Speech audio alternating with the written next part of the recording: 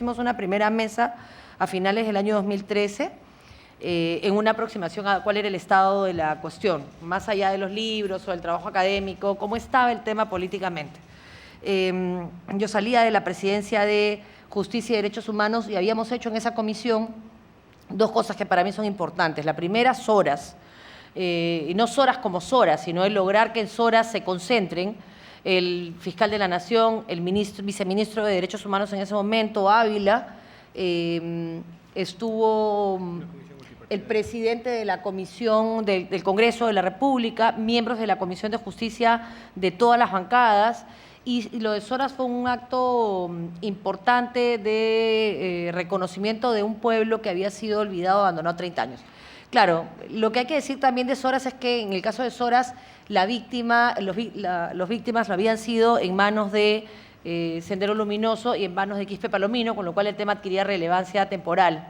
Y gracias a ese caso se logró que no se pusieran en libertad, entre otros, a Osman Morote. No pasa lo mismo, lamentablemente, con casos como Cabitos, que siendo mucho más dramático en términos de cuál es la responsabilidad del Estado, no necesariamente tienen una conducta igual de proactiva y de comprometida, porque hay este falso temor de que las Fuerzas Armadas se resientan, lo cual pues es una barbaridad, porque el buen militar se dignifica cuando se separa de su accionar al que abusó y violó derechos humanos en nombre de la paz. En esa mesa entonces lo que se hizo fue evaluar los avances del Santuario de la Memoria y ver cuál era la situación en general de la política 30. Se invitó al representante del Acuerdo Nacional, que no tenía en ese momento el tema de los desaparecidos como una agenda pendiente, y a la Policía Nacional del Perú, estuvo Defensoría y el Consejo de Reparaciones. En abril del año 2014 lo que hicimos fue enfocar el tema en la Ollada, por lo emblemático para Ayacucho, por lo importante en términos de Cabitos como Cabitos, porque había que recuperar un terreno que había sido perdido y que todos pensábamos que pertenecía a Defensa. En la práctica, la partida registral puso en evidencia que eso nunca perteneció a Defensa, y además la poca diligencia del gobierno regional y de los gobiernos regionales que no detectaron en su momento que ellos eran los dueños. Finalmente se logró, para que más o menos veamos, dimensionemos el interés, ¿no?, del Estado en resolver ese problema. Y finalmente se logró que la Ollada hoy tenga un terreno que esté cercada en parte de… Curiosamente, cuando salió la ordenanza, estuvo Dania con nosotros en esa fecha en Ayacucho, ayudando al presidente regional a intentar encontrar una redacción de ordenanza que pudiera darle garantía a las víctimas de que eso se iba a hacer respetando su posición. Se ha recorrido algún camino. Curiosamente empezaron las invasiones ese mismo año y en realidad ahí dependemos de la buena voluntad del nuevo presidente, gobernador regional, que la ha manifestado públicamente, pero veamos qué pasa en adelante, ¿no? Y eso también es un tema que está pendiente. Siempre trabajando con las madres de ANFACEP, que son vitales en esta ayuda, se ha logrado hacer en convenio con el INPE algunos cajones para restitución de cuerpos, que ANFACEP los va a manejar, más como una forma de que las madres ingresen a Yanamilla y también puedan cerrar una herida, porque ustedes saben que debajo del penal de Yanamilla también hay restos, y se ha logrado hacer que los presos del penal de Yanamilla, del área de costura, se comprometan con la campaña #Reúne y han hecho unos polos también para la campaña, todo esto por supuesto de manera simbólica. El congresista Hacha presentó un proyecto de ley en su momento para declarar de interés el lugar de la memoria de la Ollada, en esta misma línea de impulsar ese tema. Lamentablemente ha tenido dictamen favorable en la Comisión de Cultura en noviembre de ese año y el tema ya quedó ahí. Así que buscaremos algunos otros mecanismos que se puedan empujar desde ese lado. La tercera mesa fue en julio del año 2014 y profundizó la mirada ahora en el tema de búsqueda de personas desaparecidas, que es lo que nos llama en esta mesa.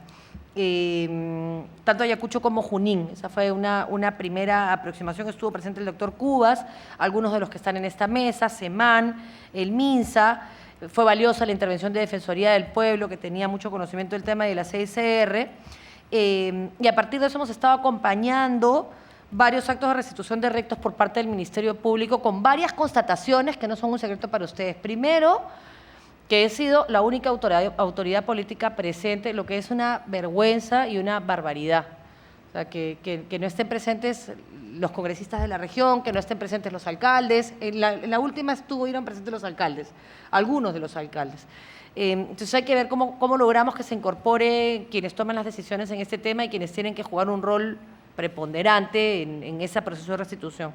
Otra constatación ha sido la poca preparación que se tenía de parte del Estado. No hablo de la Cruz Roja que nos da el lugar para hospedarnos, ni del Comité Internacional de la Cruz Roja que paga los pasajes, ni de Catering o de SEMAN, que a veces actúan como la única representación del Estado que más o menos hace las cosas bien con todas las limitaciones que tiene, pero que está presente.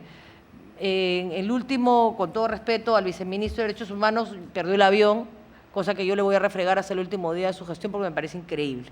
Y esa ha sido una constatación de la realidad. La Fiscalía, con todas las limitaciones económicas, y el jefe, bueno, el equipo forense, Luis Rueda, quien todos conocemos, ha hecho más de lo que las capacidades logísticas y económicas permiten. O sea, a punta de pulmón y compromiso, poniendo en riesgo la vida de quienes se ingresan a hacer este tipo de actividades. Eso es lo que tenemos ahora. Y esta probablemente sea la última mesa. Han habido avances, ustedes los conocen, y ya las personas no se quedan con el cajón en la puerta de la Plaza de Armas o en la Plaza de Armas a ver si consiguen plata para regresar, o CAPS hace una chanchita entre todos los que están presentes para ver si le pagan el pasaje para que se regresen en su ómnibus, o Comiset terminan hospedando a quien pueden. O sea, yo creo que SEMAN ha hecho, con la poca plata que tienen y el poco respaldo institucional que tienen, y esto yo sé que probablemente no lo va a decir SEMAN, pero yo tengo que decirlo. Yo lo he visto y creo que hay un trabajo de SEMAN que hay que reconocer y felicitar. Y creo que hay poca conciencia del Ministerio de Justicia de la labor que hace SEMAN, y hay que decirlo claro y fuerte, y lo pondremos por escrito. Que además ha sacado la cara en los lugares que menos se imagina, ¿no? Buchurajay, en Acomarca, en Cayara. Creo que les ha hecho un trabajo impresionante y hay un compromiso y una presencia del Estado que antes no existía. El motivo de esta mesa entonces es poner todas esas preocupaciones claramente sobre la mesa y decir, bueno, ¿qué vamos a hacer, no? O sea, vamos a seguir hasta junio, qué cosa creemos que debe hacerse de aquí a junio, en el que yo todavía voy a poder actuar un poco como una voz dentro del Congreso, y cómo vamos a asegurarnos que los próximos 5 años tengamos 1, 2, 3 o 4 voceros que hagan suyas estas peleas. Si les parece correcto hacer una mesa hacia la segunda semana de mayo, cuando ya sabemos quiénes son los congresistas, intentar identificar algunos, si lo hacemos como Congreso, si lo hacen como sociedad civil, si lo hace SEMAN como SEMAN, pero cómo hacemos que los próximos 5 años tengamos la garantía de que el tema va a continuar. ¿Cómo hacemos que la ley de búsqueda de desaparecidos se discuta? Creo que es un tema que hay que dejar todavía en el debate. Hay algunas posibilidades. Yo creo que esa es la salida. Hay que pedir posición de parte de los candidatos a la presidencia, porque aunque se aprobara la ley, si no hay recursos, es lo mismo que nada. Entonces, en realidad, ley sin recursos no funciona. Y el tema de cómo garantizamos la Hollada y otros lugares de memoria, o cómo lo empujamos, por ejemplo el LUM, ¿no? Que no se me ocurre que ya si pudo pasar en Junín, podría pasar también en nuestra ciudad, ¿no? Damos la bienvenida a Marlene Román de Defensoría y a las personas que nos acompañan, pidiendo disculpas por los inconvenientes de la puerta cerrada, que me imagino que ha significado parte del retraso. El Ministerio de Salud, que también está presente. Entonces, eso es un poco lo que quiero dejar sobre la mesa. Vamos a tener un panel introductorio con Luis Rueda, para que nos comente un poco, como jefe del equipo forense especializado de medicina legal, cuáles son las limitaciones en el tema de la búsqueda de personas desaparecidas y entierro digno, cuáles son los protocolos que se aplican, en fin. Yo creo que Luis tiene no solamente el cargo que ostenta, sino la autoridad moral para hablar de este tema, que todos los que lo conocemos le reconocemos. Así que es un honor para mí, Luis, que nos puedas acompañar el día de hoy en este esfuerzo. Y está también con nosotros Adolfo Chávarri, que es el secretario ejecutivo de SEMAN, que también puede ayudarnos a ver cuál es la agenda pendiente y cuáles son los avances en la búsqueda de personas desaparecidas y entierro digno. Yo con ambos tengo la tranquilidad que ninguno de los dos va a hacer una venta de la institución que representan, porque ninguno está cuidando su 1,5 metros de poder, sino que el tema les importa en serio. Y esa es mi garantía de que lo van a enfocar como la tarea pendiente para todos, ¿no? Terminada la intervención de ambos, que debe durar 15 a 20 minutos, pasaríamos a dar comentarios de parte de todos ustedes. Si llegara la fiscal, en ese momento le daríamos a ella la palabra para que nos pueda explicar, finalmente es quien lidera el tema en una región de nuestro país. Y luego haríamos algunas conclusiones. Como en todas las mesas, Gabriela prepararía una ayuda de memoria, una síntesis de los temas principales y lo distribuimos entre todos ustedes. Hay también representantes del Ministerio de Justicia, entiendo, y del Ministerio de Salud, de PCM. Por supuesto, todos podemos aquí hacer el uso de la palabra sin ninguna limitación. Hecha esta ayuda de memoria de la agenda pendiente, si ustedes quieren hacer algunas correcciones o añadidos o algunas cosas que se omiten, o pedir el audio, y luego empezar a ejecutar. Si evaluamos que se necesita una mesa más, haríamos una mesa más hacia finales de junio como un balance, y bueno, es hasta donde quedamos, ¿no? Yo quiero dar la palabra sin más preámbulo a Luis Rueda, agradecer la presencia de todos y todas y ratificar mi compromiso de trabajar desde el lugar en el que esté por este tema. Muchas gracias. Luis.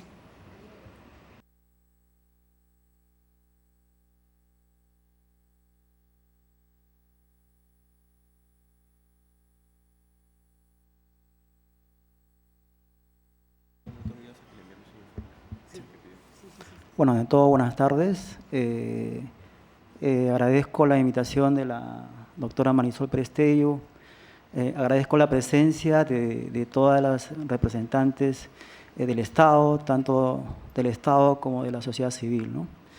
Y las ONGs que participan en este proceso día a día, en estas diligencias que se realizan, no solamente en Ayacucho, donde el impacto de diligencias es más seguido, que en los otros departamentos, ¿no? Le he preparado un PowerPoint para un poco resumir el trabajo que se ha hecho en estos últimos 12 años de… Sí, ese es. No.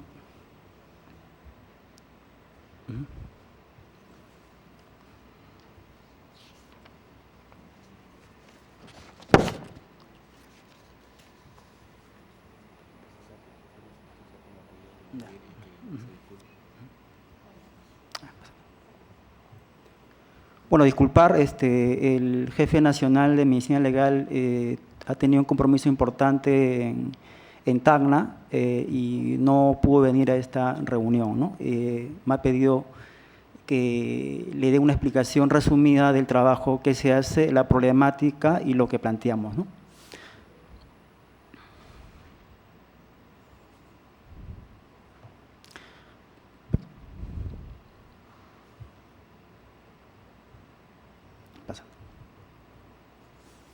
Bueno, ya el tema del Ministerio Público, el tema del rol de los fiscales, ya lo hablará la doctora Ibáñez cuando venga. Pasaríamos a hablar netamente del equipo forense especializado. Somos alrededor de 19 peritos, de los 25 integrantes que somos, contando administrativos, que atendemos estos casos relacionados a grave violación de derechos humanos a nivel de Perú, ¿no? Pase. El equipo fue creado en agosto de 2003. Como le dije, somos 25 integrantes, de los cuales 19 somos peritos que realizamos estas pericias relacionadas a estos casos, ¿no? Realizamos las pericias en base a solicitudes fiscales, según la resolución que se dio de creación de este equipo. Hemos adaptado los protocolos de Minnesota y de México a las investigaciones forenses que realizamos. Ahora último hemos firmado un convenio con la 6R para el fortalecimiento de las capacidades de nuestro equipo, ¿no? Pasa. Este es el proceso que sigue, la denuncia de la persona hacia el fiscal, y la fiscal solicita al equipo forense realizar las investigaciones forenses relacionadas a un caso dado, ¿no? Pasa. Realizamos las tres etapas que son demarcadas a nivel internacional, que es la investigación preliminar, que es la configuración de los eventos relacionados a los hechos en una determinada comunidad, la toma de fichas ante-mortem de estas personas desaparecidas, así como la ubicación y registro de sitio de entierro relacionados a estos eventos, ¿no? Seguidamente procedimos a una segunda etapa, que es la exhumación, que es la recuperación de los restos y elementos asociados, que tiene el objetivo de realizar una recuperación adecuada y interpretar el contexto de inhumación de estos cadáveres que son recuperados y hacerlo compatible con la información preliminar que recolectamos en la primera etapa de investigación preliminar. Seguidamente tenemos el análisis, que tiene como objetivo la identificación y la determinación de la causa de muerte, ¿no? Pasa. Cuando los restos no son identificados por métodos antropológicos forenses, se recurre a la identificación por ADN. Hay un laboratorio de homología y molecular en Lima, y hay otro laboratorio de biología en Ayacucho. El primero de ellos tiene un ISO 9001-2000 y el segundo está en proceso, ¿no? Tenemos una base de perfiles de ADN de los restos óseos procesados y también una base de perfiles de ADN de las muestras sanguíneas de los familiares. Pase. Debido a que hay lugares que son inaccesibles, como este caso de Estacayo, que se ubica en Chungui, que para llegar a este lugar hemos tenido que desplazarnos hasta Andahuaylas por un aproximado de 5 horas, luego desplazarnos hacia un punto que son 3 horas y subir aproximadamente 15 horas para llegar al lugar de Oronjoy. De Oronjoy hemos tenido que caminar 3 horas y acampar por 15 días en este lugar de Estacayo, donde el año 84 fueron victimadas alrededor de 50 personas por miembros de las Fuerzas Armadas, ¿no? El pedido de los familiares, que era muy razonable, ellos decían de que ellos no van a desplazarse hacia Huamanga para estar presente en el análisis, ni menos recibir los cuerpos. ¿Por qué? Porque le implica todo ese desplazamiento que ustedes ven, pero aparte le implica la economía y el tiempo, ¿no? Es así que eso fueron los que nos dijo en la primera fase de la preliminar.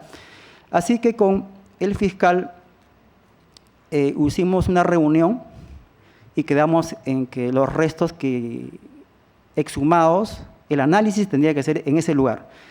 Es así que en octubre, porque en julio fue la exhumación, en octubre realizamos el análisis de estos restos, llevando las mesas de trabajo, y acondicionamos una pequeña morgue dentro de las aulas del colegio, ¿no? Pase. La restitución, ya lo va a explicar ya más detalladamente el doctor Chávarri. Desde el año 2000, a fines de 2012, hemos hecho diferentes coordinaciones, no solamente IML, sino SEMAN, sino DIRESA, 6R, ONGs y familiares, para que la entrega sea digna. Y poco a poco se ha ido mejorando. Yo no digo que estamos a un 100%, ¿no? Pero se ha ido mejorando el trato digno al familiar y el entierro digno, ¿no? Como debe ser.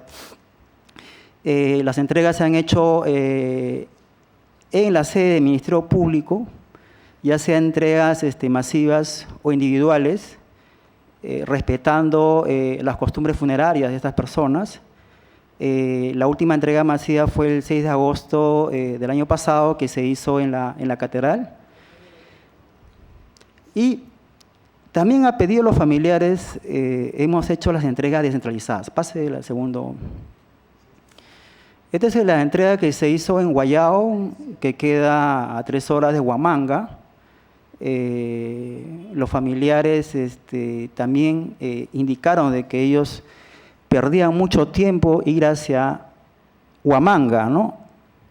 Aparte de la pérdida de tiempo, es los gastos que ellos tienen que tener al desplazarse a este lugar, ¿no? Así que convenimos con la fiscal y reunidos con las diferentes autoridades, hicimos la entrega pues en el mismo poblado de la comunidad de Huamanga, ¿no? Que se entregaron 34 individuos, y asimismo también se entregaron 12 individuos en el lugar de Huamanquiquia, en Víctor Fajardo de Ayacucho, ¿no? Pasa. Este es el cuadro estadístico de casos atendidos a la fecha. Tenemos 3.402 individuos recuperados. Tenemos aproximadamente 1.914 individuos identificados. Y lo pendiente queda en fase de identificación y también están en tránsito de análisis, ¿no? Pasa. Se ha intervenido más de 2.500 sitios de entierro a nivel nacional, donde el porcentaje mayor se da en Ayacucho, ¿no? Pasa. Se está coordinando realizar un plan estratégico con la 6R y también queremos extender a diferentes instituciones porque es un problema que no solamente atañe al IML como Estado o a SEMAN como Estado, sino nos atañe a todas las personas, ¿no? A la fecha, como ustedes saben, y hay diferentes publicaciones, no tenemos un universo de personas desaparecidas o un universo consensuado, ¿no? ¿Cuántos son? Tenemos diferentes listados desde la CDR hasta el listado que dio el IML, que fue el 2012, ¿no? Pero eso falta filtrar, falta disgregar. Por ejemplo, yo he encontrado dentro de los 8.558 un reporte de 50 personas que no son desaparecidos, sino son personas que fueron enterrados en cementerios, ¿no? Entonces hay que filtrar más la información. Al igual falta filtrar el listado de la Coordinadora Nacional de Derechos Humanos, el EPAS que hizo un consolidado y tanto también del IML, ¿no? El reporte de sitio de entierro hasta el año 2003 era de 4.644 y esta se ha elevado a 6.462. También hay que filtrar la información porque dentro de los listados, dentro del sitio de entierro, la evaluación que hemos hecho, hay alrededor de 50% de ellos que están en cementerios y que ya no corresponden a desaparecidos, sino corresponden a ratificaciones de identidades. Entonces, es otro trabajo que nos toca realizar. Pase. El tema de la normativa. Bueno, la ley todavía está en aprobarse, ¿no? Sin presupuesto no hacemos nada, ¿no? Es como hablar en el aire y tendríamos una serie de reuniones, pero si no hay plata, no podemos hacer nada. Así como dice la doctora, haya la buena voluntad de todos nosotros. El tema de la directiva, nosotros tenemos una directiva 007, lo cual se tendría que replantearla, ¿no? Porque esta directiva indica de que el fiscal tiene que estar presente en todo el proceso, y lo cual genera toda una traba tener al fiscal presente en todo el proceso, ¿no?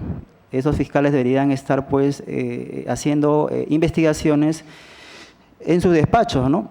De esta directiva también ha habido alrededor de 2 meses que ya lo puede explicar el doctor Barrantes de la 6R acerca de este tema, ¿no? La guía de procedimientos, si es muy bien, nosotros hemos adaptado los protocolos, no tenemos una guía de procedimientos adaptados a nuestra realidad, a la realidad peruana, a la realidad de los Andes. Ahora último, en el mes de enero hemos tenido una reunión con la 6R que nos está apoyando en esta guía de procedimientos y ya la hemos culminado. Está para afinarse y para ser evaluado también por toda la mesa, los familiares, las ONGs, los peritos de la sociedad civil, a fin de que esta guía ya se dé este año, ¿no? Se publica este año. También estamos en el tema de los protocolos, también con la 6R, en realizar también los procesos internos dentro del IML de cómo se debe seguir el procedimiento en la realización de una investigación forense, ¿no? Pasa. La coordinación es importante, ¿no? Si actuamos solos, no hacemos nada. En estos últimos años se han realizado coordinaciones tanto con el Estado, la sociedad civil, 6R, y se han logrado cosas muy importantes en beneficio de los familiares. La respuesta debe ser integral, no aislada. La verdad que el IML no hace nada si no hay una respuesta integral que nos una a todos. Pasa. Los recursos, acá hay una problemática, ¿no? Somos 19 peritos que atendemos todos los casos a nivel nacional, ¿no? Si hablamos de un promedio de 15.000 y tantos desaparecidos, somos 19 peritos que atendemos estos casos. Recursos materiales, los recursos materiales son limitados. Si muy bien tenemos una infraestructura en Ayacucho de 4 pisos, pero eso ya rebasó la problemática que tenemos, ¿no? Y sin presupuesto no se puede hacer nada. Pasa. Tenemos una demanda insatisfecha de 1.500 restos humanos no identificados. ¿Por qué? Falta de insumos, recursos humanos, falta de equipos y muestra de referencias familiares. Familiares que ya se están muriendo, ¿no? Yo he visto dentro del proceso de Cabitos, en los 4 años de intervención que se dio en La Hollada, que ahora va a ser un santuario, ojalá que lo sea, quisiera morir viéndolo en un santuario. Muchas madres que ya no las veo porque han muerto, son alrededor de 7 o 5 madres que ya murieron. Pase. Entonces la estrategia es definir un universo consensuado de personas desaparecidas. Y eso ya está en proceso, ya eso le va a explicar también Rafael Barrantes, que se está haciendo en coordinación con el Registro Único de Víctimas, y también está el IML, y necesitamos también los listados de las diferentes instituciones para consolidar esta lista, ¿no? Elaboración de una ley específica, este proyecto de la búsqueda de desaparecidos, modificación de la normativa. Y estamos en el proceso de elaboración de material de apoyo como son guías y protocolos con la 6R, ¿no? La coordinación es importante y creo que esta sería una primera mesa de coordinación para llegar a este fin. Los recursos, como le digo, sin presupuestos no hacemos nada. Y tendríamos miles de mesas, si no hay presupuesto no hacemos nada. Pasa. Demanda insatisfecha. Este es un costo promedio que ha hecho el IML para resolver el problema de estos 1.500 individuos no identificados que están en los almacenes de Ayacucho. También una parte está en los almacenes de Clifora, acá a la espalda de Polvos Azules, y también tenemos en las otras morgues del interior del país. Se ha planteado un costo total de 7.800.832.50 si lo realiza el IML en 3 años, ¿no? Pero si se realiza en el exterior tenemos un costo minotario mínimo que es 5.424.000, ¿no? Y eso se realiza en un año, ¿no? Eso se ha dado en relación a un diagnóstico previo que se hizo con la donación que se obtuvo del Minjust de 1 millón de soles, que también lo voy a explicar acá el magíster Giancarlo Yanacones, que es el jefe del Laboratorio de Biología Molecular, ¿no? Pase. Conclusiones. Como repito, si no tenemos un universo de personas desaparecidas no podemos hacer nada. Cambiar la normativa, la coordinación, recursos, y que se apruebe esta ley de búsqueda de personas desaparecidas, ¿no? Eso es lo más importante. Gracias. Muy bien, damos las gracias a Luis Rueda por darnos este primer enfoque. Invitamos a Adolfo Chavarri. ¿Sí? Sí, por supuesto, Giancarlo.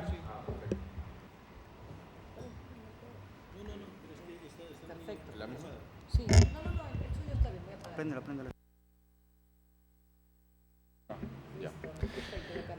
Ya, muchas gracias. Bueno, en primer lugar, buenas tardes, bueno a todos. Yo quería precisar principalmente en el tema específico de lo que hemos estado atendiendo en relación a las identificaciones por medio del ADN.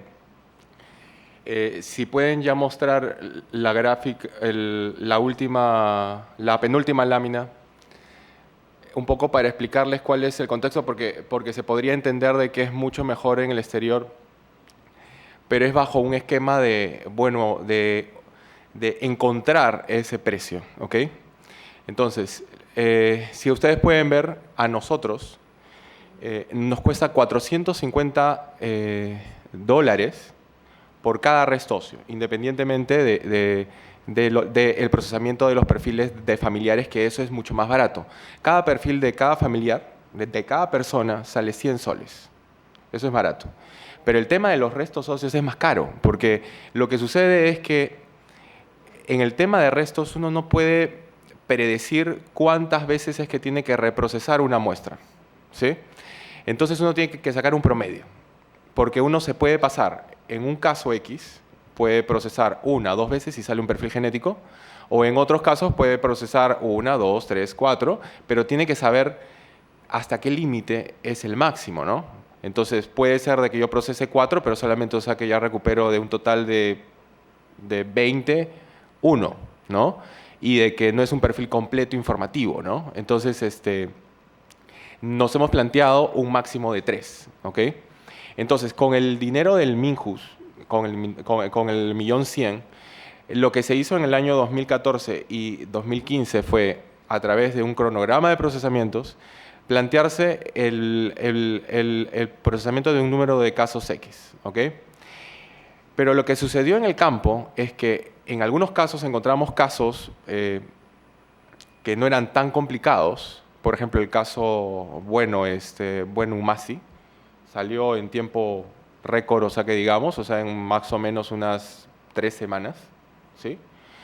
Porque ahí usamos una estrategia de utilizar varios sistemas, ¿sí? Pero en otros casos se volvió más complicado porque se tenía que reprocesar ciertas fases. Porque el proceso de ADN, en términos generales, y si hay tiempo, o sea que les muestro un video que es muy pequeño, para que sepan cuál es el flujo, pero tiene fases que es de extracción, no, de pretratamiento de restos óseos, extracción de ADN, cuantificación, amplificación y, bueno, electroforesis. Entonces, cuando yo fallo en alguna de ellas o no cumple los requisitos, yo tengo que volver, bueno, o sea que hacia atrás. Entonces, lo que sucedió fue de que en muchos de los casos con el dinero del Minjus hay una parte de los insumos que se han gastado más porque se han tenido que reprocesar en esa fase, ¿sí? Y fue porque en ese momento, en esos años, no se planteó el límite de cuántas veces, ¿no? Entonces, como que nos sentamos este caso tiene que salir porque eso sí, el laboratorio y el personal está comprometido realmente a poder obtener un perfil, ¿no? Entonces, cada caso, o sea, que lo sienten, o sea, que es una obligación obtener un perfil.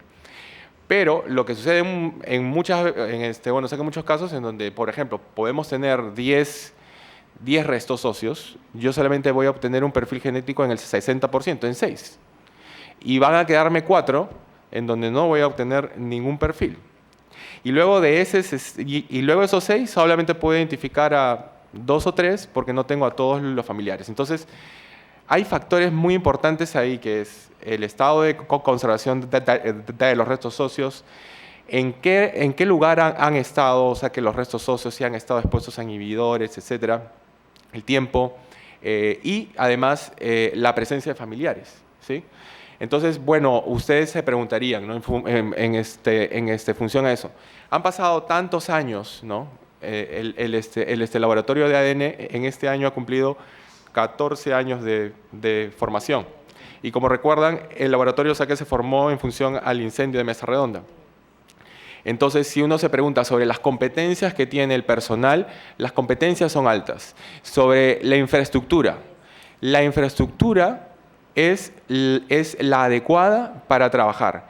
Se cuenta con un laboratorio en Lima que tiene robots para procesar y se cuenta con un laboratorio en Ayacucho, pero que lamentablemente solamente, o sea, que se ha podido implementar hasta el 60%, 60 o un 70%.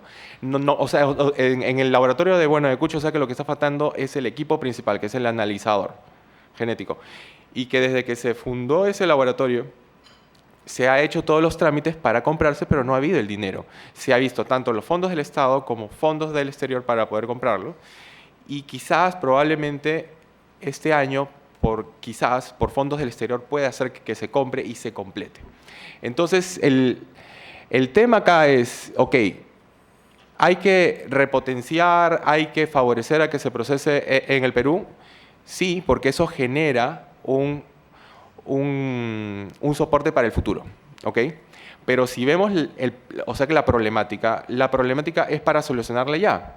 Entonces, si nosotros, por ejemplo, esos 1.500 restos, nos proponemos, bueno, hacerlos con la infraestructura que hay o repotenciamos algo por ahí, nos tardaríamos 3 años, ¿sí? Pero en cambio, si utilizamos una estrategia, que es la estrategia recomendada internacionalmente, en donde se puede plantear, o procesamos el 30% acá en Perú de restos, ¿no? Y todos los familiares acá y toda la base de datos acá, y el 70% de restos óseos se procesa en un laboratorio internacional, ¿no?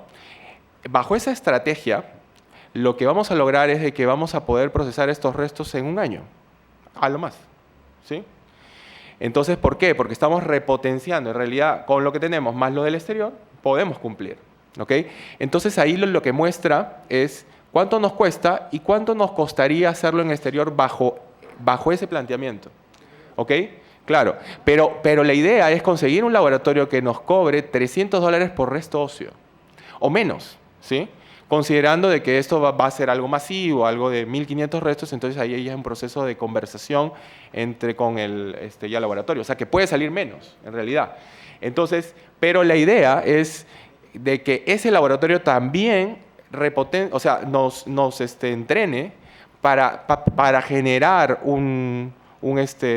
todo un sistema de que sea, bueno, o sea, que más adecuado para el futuro y que en el futuro, porque hay un futuro, que es el corto plazo en realidad, que es el tema de las bases de datos.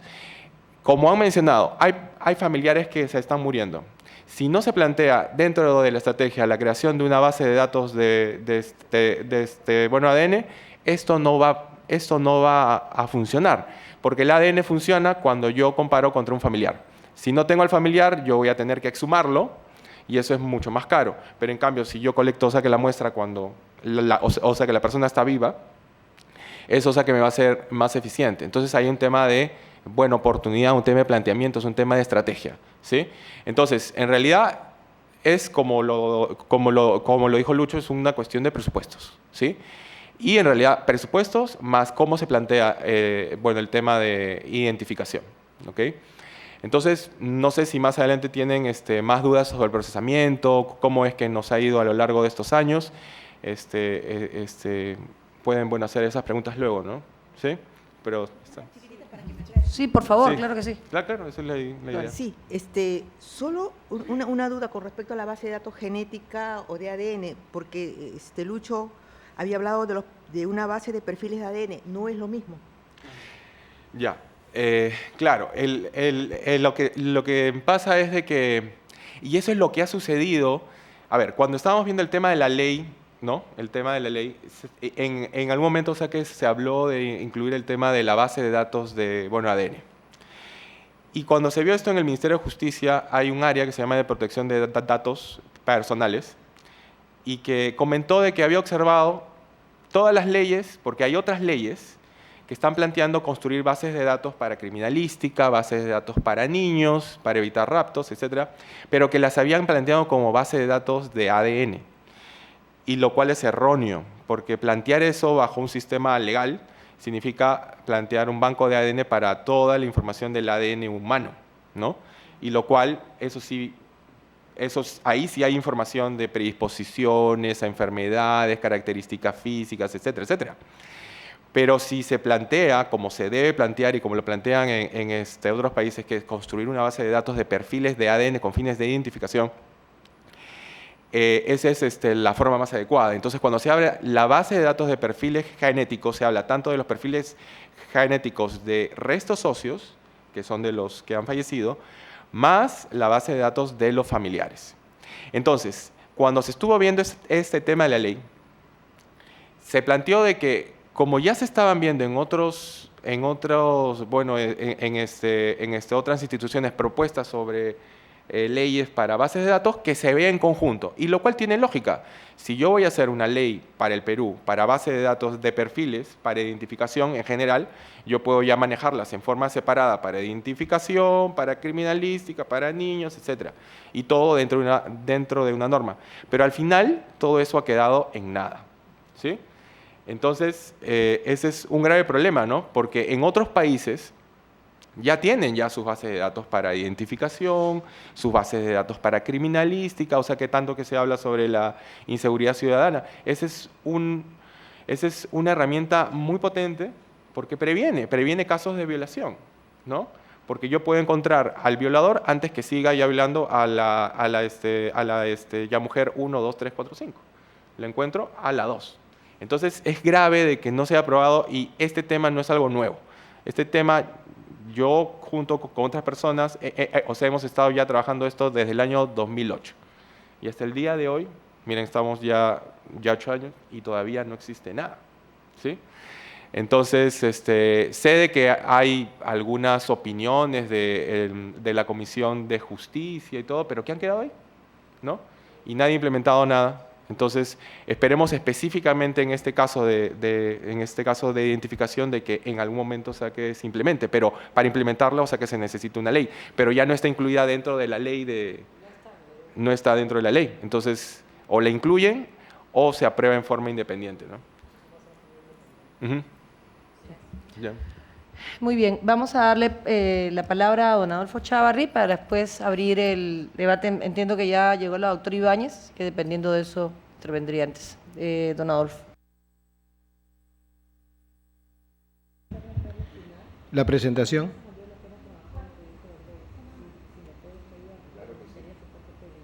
Esa. Ya, actívala, por favor. Ok. Bueno, igualmente yo quiero agradecer la oportunidad para que podamos conversar sobre este tema que es tan sensible, en realidad no solo para las víctimas, sino para el país. Esto resuelve, o debería resolver, cosas del pasado, debería atender exigencias del presente y debería reducir dolores del futuro, ¿no es cierto? Entonces, yo en principio quiero coincidir con mis colegas del Ministerio. Para un ratito. Sí, perdón.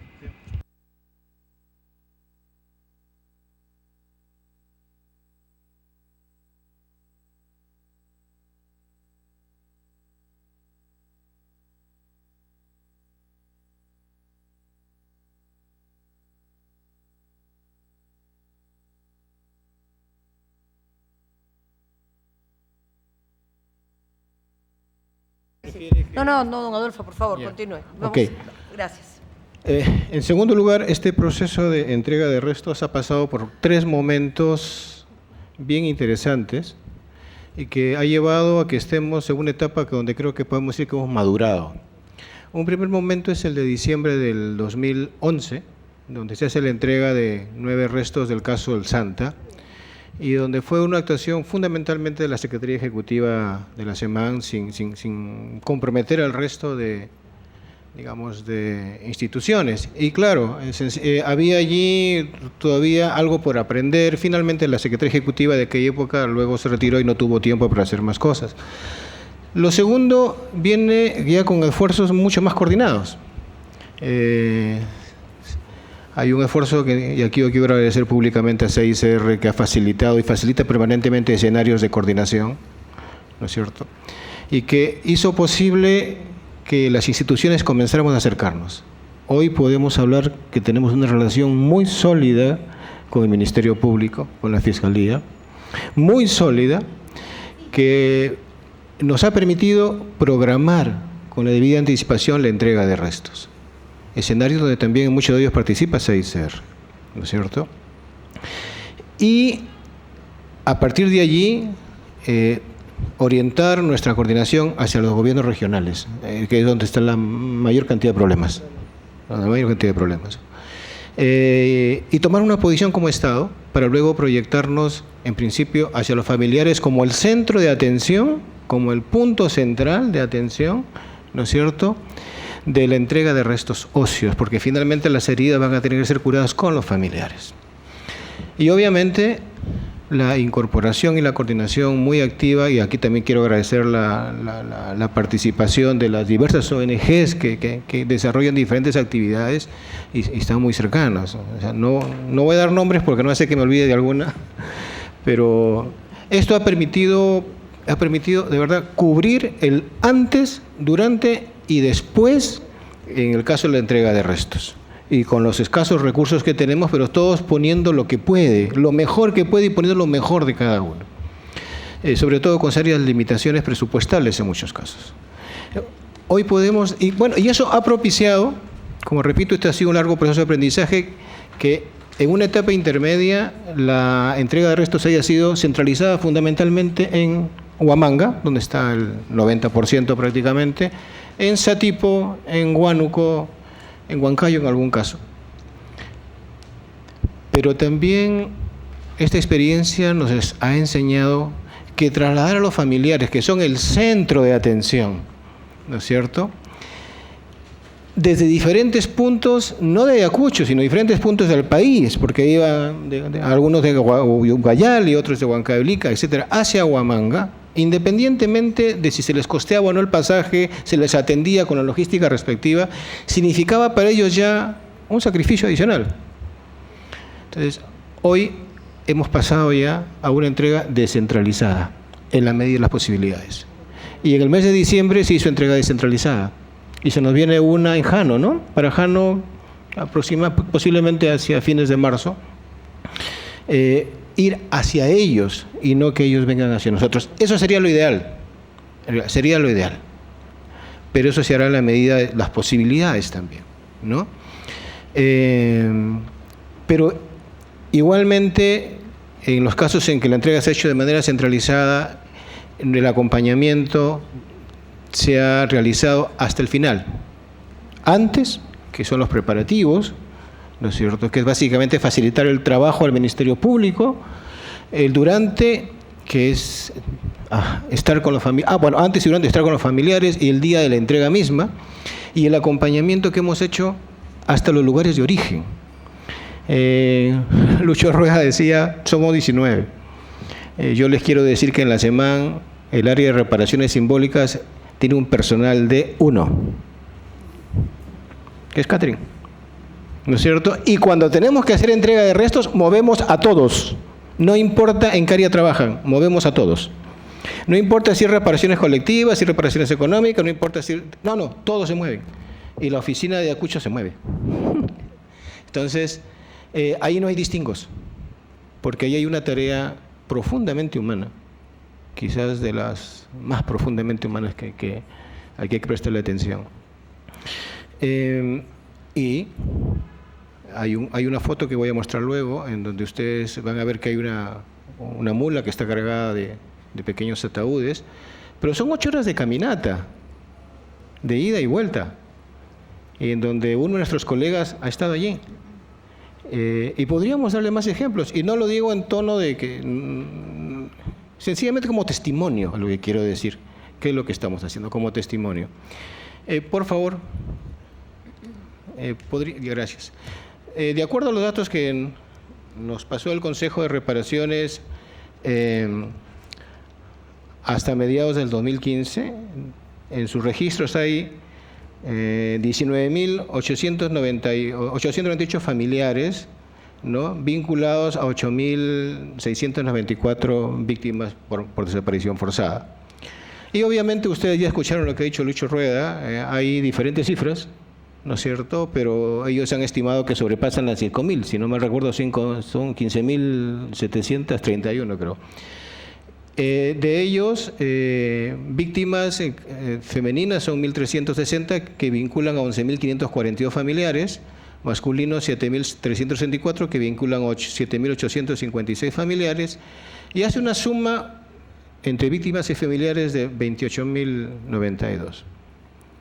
Conforme a los datos que el Consejo de Reparaciones, como ustedes saben, está a cargo del Registro Único de Víctimas, nos traslada. Posiblemente, Susana lo dirá en su momento, este número quizás haya crecido. Por favor. De otro lado, el objetivo, yo quiero que presten atención, especial atención a esto. De acuerdo al reglamento de la Ley 28592, el objetivo es restaurar el lazo perdido, el lazo quebrado por efecto producto de la violencia, ¿no es cierto?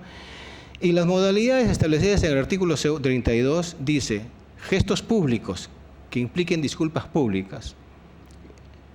2. Actos de reconocimiento. Los actos que conduzcan hacia la reconciliación, resignificación de símbolos de violación de derechos humanos, los recordatorios a los héroes de la pacificación, la inclusión como héroes por la paz, la declaratoria del día 28 de agosto de cada año como el día del homenaje a las víctimas. El reglamento no contempla entrega de restos óseos. No tiene ese contenido. Es decir, si nosotros tuviéramos que apegarnos a lo que dice la norma, no deberíamos hacerlo. Ahí está. Eso es lo que dice el reglamento. ¿No? Es el reglamento de la ley. ¿No es cierto?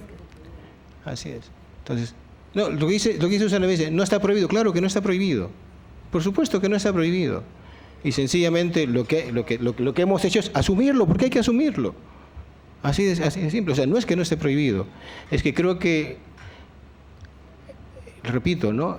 La entrega de restos óseos quizás sea una de las expresiones más profundamente humanas de la reparación.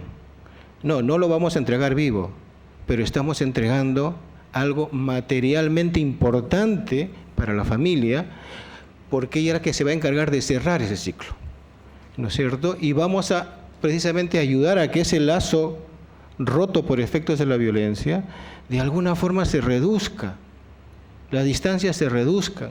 No vamos a lograr confianza en los 5 minutos, pero es un proceso que ayuda enormemente. Por favor. De acuerdo al lineamiento de reparaciones simbólicas es donde comenzamos nosotros a incorporar este vacío, en los lineamientos de reparaciones simbólicas. El otorgamiento de ataúdes. Hasta hace algún tiempo, hasta noviembre del 2012, hasta el 2012, sí, mediados, hazme acordar por favor, Rafael, ustedes un poco más creo nos ayudaban, hasta que finalmente lo incorporamos nosotros como parte de nuestras actividades en el presupuesto, porque esto no estaba. ¿Sí? ¿Perdona? Inicio de 2012, ¿no es cierto? No había un conjunto de actividades que ahora hacen parte de los lineamientos justamente para la entrega de restos, como la realización de las misas, los velatorios, y ojo, que cada actividad de estas en homenaje a los restos óseos se hacen de manera consultada con los familiares y de acuerdo a sus creencias, cuando tenemos que hacer misas, les preguntamos, ¿ustedes son católicos, son evangélicos o profesan alguna otra religión? Y de acuerdo a eso se rinde el culto correspondiente. Esto es algo coordinado, consensuado con ellos. No es que a partir de nuestra creencia de repente muy urbana, nosotros vamos y decimos, bueno, pues aquí se hace la misa como de lugar. No. Aquí también hemos aprendido, porque el mismo proceso nos enseña. O sea, esto no lo hemos sabido de la noche a la mañana, nos enseña, ¿no?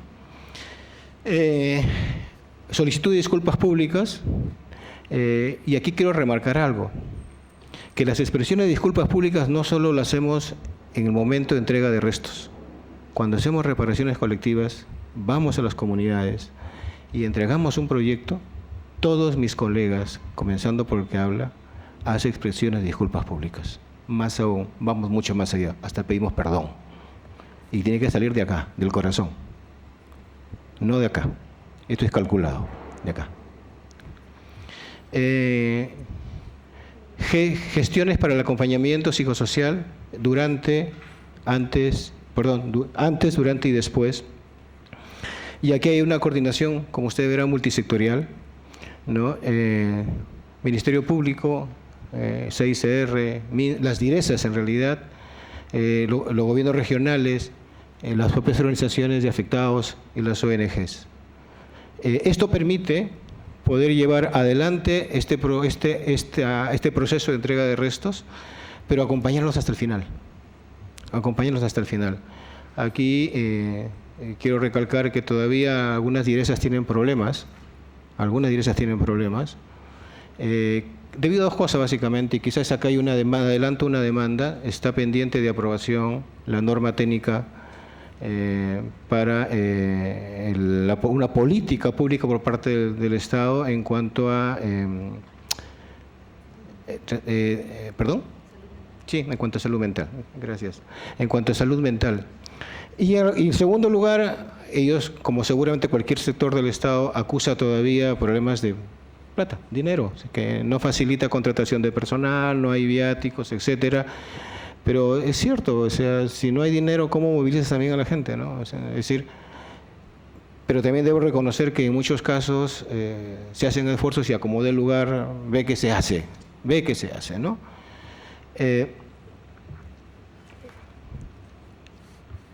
Hasta el año 2013 tuvimos un problema con la regularización jurídica de las víctimas por desaparición forzada, es decir, no tenían partida de función. Hoy esta situación la hemos superado en una relación muy fuerte con la Fiscalía, con RENIEC, con las alcaldías distritales. Entonces, ahora no hay una sola entrega de un resto óseo que no vaya acompañado con su certificado de función, pero además con algo interesante, que es que en el documento respectivo se hace mención a que es una violación de derechos humanos.